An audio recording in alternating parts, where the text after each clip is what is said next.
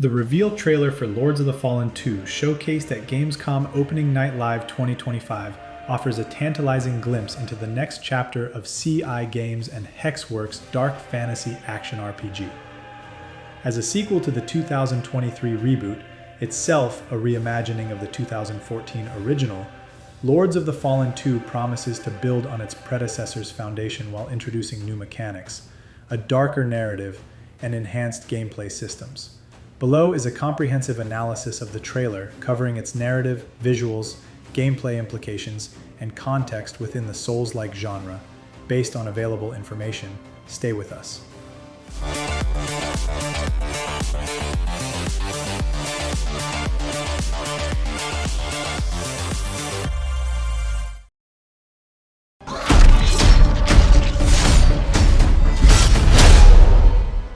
According to Marek Dominski, CEO of CI Games, he confirms once again the game's release date for 2026, while specifying that the title will take place several centuries after the original opus, while remaining linked to its universe.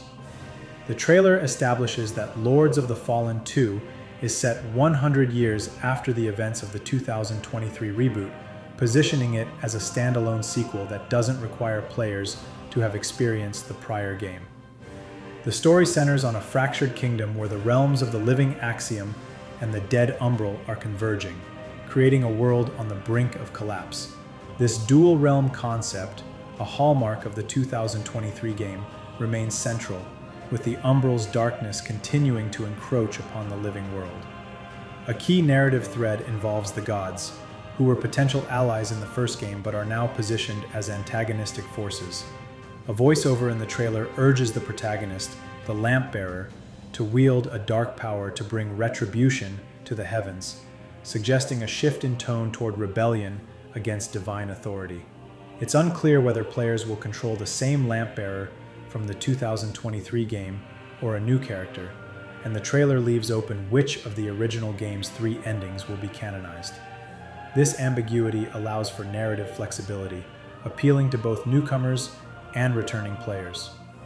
The trailer's cinematic tone emphasizes a darker, more brutal atmosphere than its predecessor. The story hints at a world ravaged by war and corruption, with the last sacred land under siege by ancient, godlike forces. This aligns with the Soulslike genre's penchant for bleak, oppressive narratives, drawing parallels to Dark Souls and Demon Souls.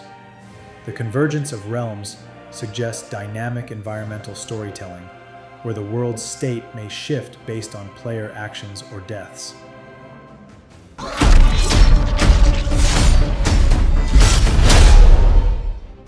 The trailer is a pre-rendered cinematic, not gameplay footage, but it sets a high bar for visual fidelity.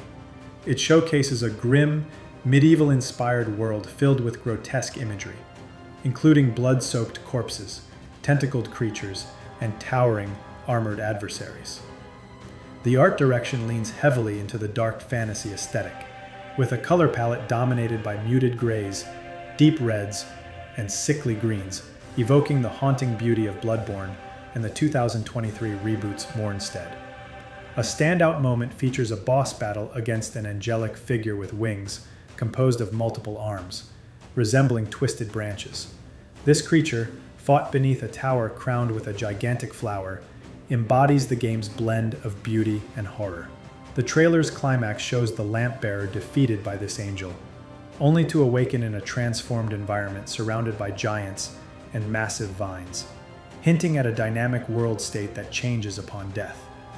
This visual shift reinforces the game's promise of a darker and more brutal experience. The trailer's production values are notable, with high-quality CGI that aligns with industry praise for the 2023 reboot's visuals, described as jaw-droppingly impressive and the best-looking action RPG to date. While not gameplay, the cinematic suggests that Lords of the Fallen 2 aims to maintain or exceed this standard, potentially rivaling Elden Ring or Demon Souls in graphical ambition.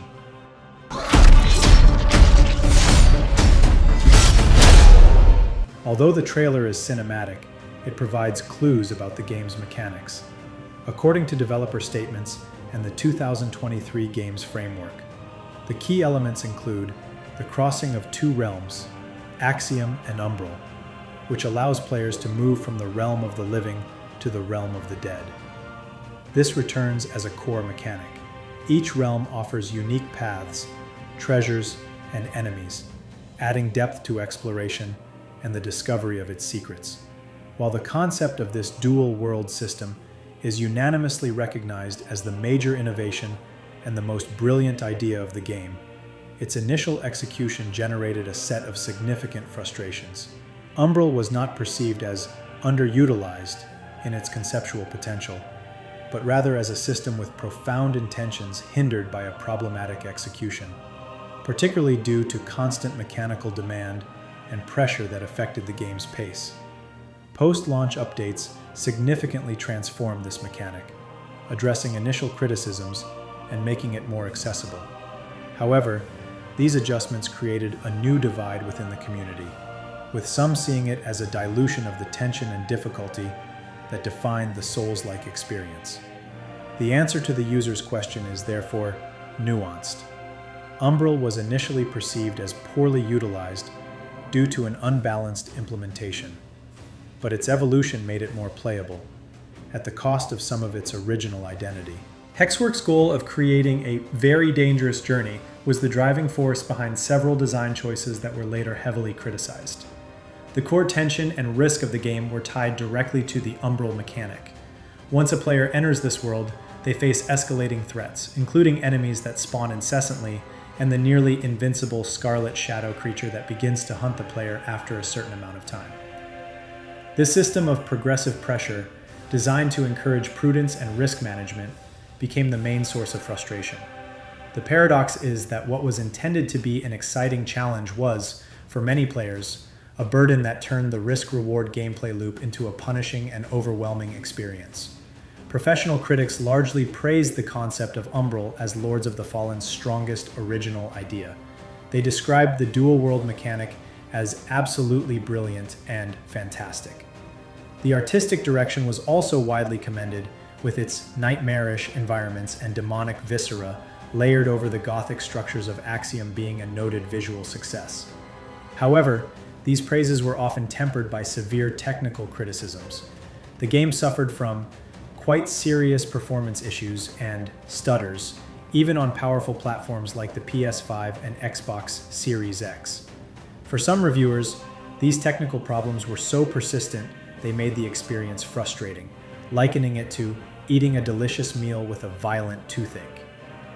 The frame rate drops in the most intense combat scenes or in dense areas of Umbral exacerbated the perceived difficulty, turning demanding challenges into moments of arbitrary frustration. The perception of Umbral divided the player community into several camps. This was the most frequent and vehement criticism. Many players felt a constant and overwhelming pressure, complaining they were constantly harassed by waves of enemies inside Umbral. The threat of the Scarlet Shadow became a burden that forced them to rush through the level instead of taking the time to explore and appreciate the game's art direction and lore. This feeling of never being able to decompress or rest turned what was supposed to be a moment of tension into a crowd management nightmare. For others, Umbral failed to justify its presence beyond a simple progression solution. They called the mechanic a useless gimmick or a reskin of the existing world. These players felt that the majority of Umbral's puzzles boiled down to simple traversal options without much creativity or design depth. While theoretically powerful, the Soulflay was seen as underutilized outside of a few specific moments, reducing the core mechanic to a simple way to bypass an obstacle in Axiom by moving into Umbral. A segment of the community, often made up of so-called hardcore Souls players, appreciated the initial intensity and tension. For them, the constant risk provided a sense of imminence, fear, and paranoia that was absent from other games in the genre. They considered the pressure a central element of the Souls-like experience and found that the system forced them to plan and stay as calm as possible. The perception gap between praise for the Umbral idea and criticism of its execution is at the heart of the debate. The reason for this dissonance stems from a combination of factors. The game's technical issues amplified the sense of frustration. Stuttering and a lack of fluidity made managing the Umbral's chaos even more tedious, turning design difficulties into a gameplay issue. The gameplay loop, which was intended to be a risk versus reward experience, became mired in cognitive overload, where managing Axiom enemies, Umbral enemies, and the growing threat of the Scarlet Shadow eclipsed any sense of enjoyment or progression. While the lantern mechanic wasn't sufficiently integrated into the combat and puzzles, it justified the argument that the Umbral was simply an added layer of difficulty with no depth, and therefore underutilized compared to its initial potential. Faced with overwhelming community feedback, Hexworks Studio adopted a reactive approach by rolling out numerous updates to the first game. These patches, part of a roadmap focused on quality of life and balancing several established issues, unfortunately significantly altered the Umbral experience, generating considerable controversy over these changes. This area's initial identity has been lost at the cost of better balance and greater playability for players frustrated by the difficulty. However, the game has lost its brutality that appealed to players seeking the purest and most demanding Souls-like experience. Based on this analysis of this parallel realm, the recommendation that can be made for Hexworks Studio to optimize the Umbral experience in Lords of the Fallen 2.2 is to seek a way to balance it without disrupting the essence of the universe, while respecting the different expectations of its community and avoiding the same mistake made in the first game.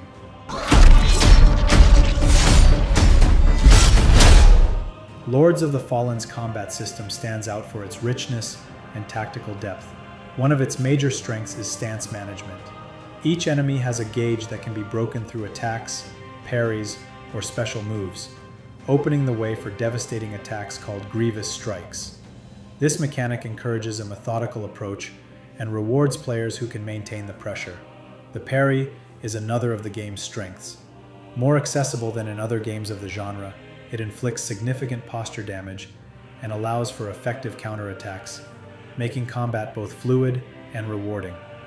Added to this are contextual attacks, such as the kick, which can not only unbalance an enemy, but also send them falling off a cliff, reinforcing the strategic dimension. The game also offers several stances that modify the available moves and combos, adding additional depth to the combat. Players can also experiment with two-weapon combat, which emphasizes pure offense over defense, or opt for a more classic style with a shield and a single weapon. The Umbral Lantern introduces a new mechanic called Soul Flay, allowing players to temporarily rip out an opponent's soul, rendering them vulnerable. Adding to this is the Wither system, where block damage is converted into a grayed out portion of the health bar that can be regained by quickly counterattacking, encouraging aggressive play rather than defensive play. The diversity of builds is also a strong point of the game. With nearly 200 weapons, hundreds of pieces of armor, and over 70 spells divided into 3 schools of magic, Radiant, Rogar, and Umbral, each player can deeply customize their fighting style. This variety offers a wide range of strategies, from the heavy warrior to the mage specializing in control or ranged damage. Ultimately, the game manages to strike a balance between accessibility and challenge. Mechanics like the more permissive parry and fluid rolls make it easier to learn for newcomers, while the richness of the systems and the difficulty of the enemies maintain a strong appeal for Souls-like veterans. Over the course of the updates, the combat system has become more fluid and consistent, strengthening its identity and effectiveness. Lords of the Fallen's combat system has laid a good foundation, but it suffers from several notable weaknesses. One of the most recurring criticisms concerns the lack of a sense of impact and precision. Attack, roll, and even parry animations often appear too rigid or floating, which reduces the satisfaction felt during combat. Blows, while visually powerful, sometimes lack audio and visual feedback, giving the impression that weapons pass through enemies without any real weight. Another weakness is the target lock system. It's too unstable and sometimes switches enemies without the player's request, which can be particularly frustrating when fighting multiple opponents. Additionally, the camera angle management makes some encounters chaotic, hampering precision, a key element in a Souls-like game. The overall pace of combat also suffers from some flaws. Animations are sometimes too long, heavy attacks lack justification in terms of damage, and certain mechanics, such as the lack of backstabbing on certain enemies, limit player satisfaction. This gives a slow, ponderous impression that contrasts with the fluidity expected in this type of game. The variety of enemies is also criticized.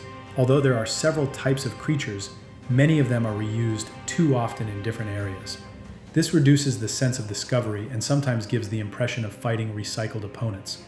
Added to this are technical issues at launch: frame rate drops, AI bugs, crashes, and poorly optimized textures.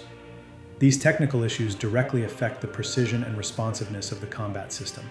However, the developers have already begun to address these weaknesses with numerous patches. The updates have improved the fluidity of animations, the functionality of lock-on, frame rate stability, and even the readability of mechanics like grievous strikes. This optimization work demonstrates a willingness to listen to the community and proves that the system can evolve. Looking ahead to Lords of the Fallen 2, these lessons will be invaluable. To address the weaknesses of the first installment, the sequel could focus on more visceral and impactful combat, with more natural animations and sound effects that reinforce the power of blows.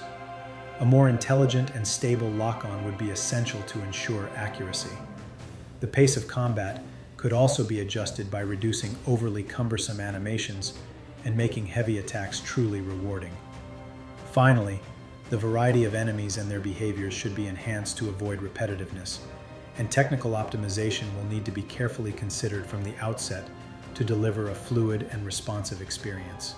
In short, Lords of the Fallen 2 has all the tools to transform a promising but clumsy combat system into a more visceral, fluid, diverse, and stable experience, capable of rivaling the best games in the genre.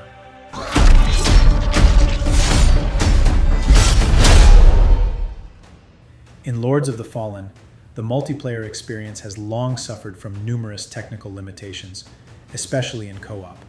Initially, invited players were unable to freely interact with the environment, which broke immersion and reduced the appeal of co-op mode.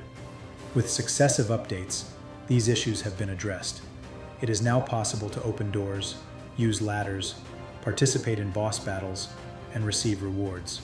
More recently, Update 2.0 introduced shared progression, finally allowing both players to progress through the story together, a key development for a truly cooperative experience. PvP, meanwhile, has benefited from notable improvements to matchmaking, which now offers more balanced encounters based on player skill. Recent patches have also improved online stability, fixed critical bugs, and added tutorials to ease the onboarding of newcomers. Despite these improvements, the community continues to report latency issues, frequent disconnections, and a sometimes unsatisfying combat experience, particularly due to heavy weapons deemed lacking impact and a parry system that still needs improvement. Looking ahead to Lords of the Fallen 2, the developers have the opportunity to consolidate and enrich this aspect of the game. The main objective should be to provide technical stability from launch, with more robust netcode to reduce latency and synchronization issues. Co-op should be based on truly shared and immersive progression, where each player benefits from the same interactions and rewards. On the PvP side, more finely calibrated matchmaking, taking into account builds and classes, would make duels more competitive and balanced. Finally, improvements to animations, visual effects, and impact feedback would enhance the satisfaction of online combat. In summary, Lords of the Fallen has made great strides thanks to its numerous updates, but its sequel must integrate these improvements from the outset and aim for a more fluid, immersive, and stable multiplayer experience capable of retaining both cooperative and competitive PvP fans.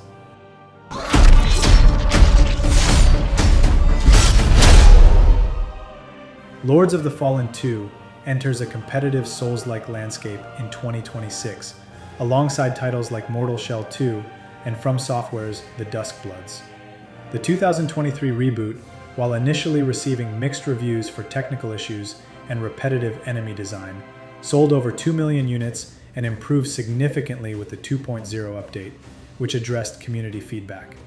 This success informs the sequel's player-first approach, with CI Games emphasizing community-driven development. The trailer positions Lords of the Fallen 2 as a spiritual successor to Dark Souls 2, with its grim color palette, mob-heavy encounters, and interconnected world design.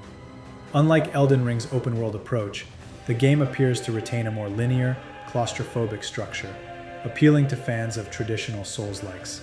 However, it faces challenges in differentiating itself from Software's offerings and overcoming the original's criticisms, such as enemy variety and technical polish.